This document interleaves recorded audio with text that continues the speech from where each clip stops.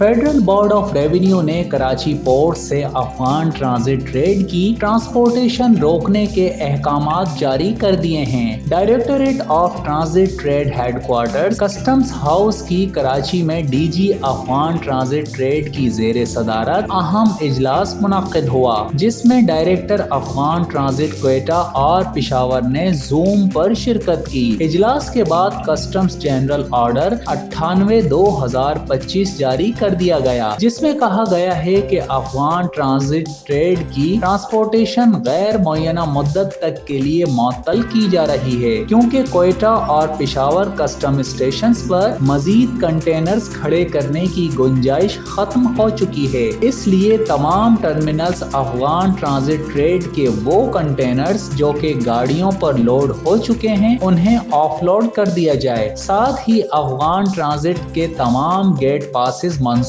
और उसकी ट्रांसपोर्ट भी रोक दी जाए। ये हुक्म नई सूरत हाल तक नाफिजुल अमल रहेगा। कस्टम्स के इस ऑर्डर के बाद कराची पोर्ट और पोर्ट कासिम के तमाम टर्मिनल्स ने अफगान ट्रांजिट ट्रेड की क्लियरेंस रोक दी है। रिपोर्ट्स के मुताबिक SAPT पर TP कंटेनर्स की तवील कतारें लगी हुई हैं, जबकि सैकड़ों कंटेनर्स गाड़ियों पर लोड खड़े हैं और सैकड़ों क्वेटा और पिशावर के रास्तों में खड़े हैं, जबकि ड्राइवर हजरात उस बॉर्डर के खुलने का इंतजार कर रहे हैं जिसके बारे में कुछ मालूम ही नहीं है। Zahid Mirza, consumer Pakistan news, Karachi.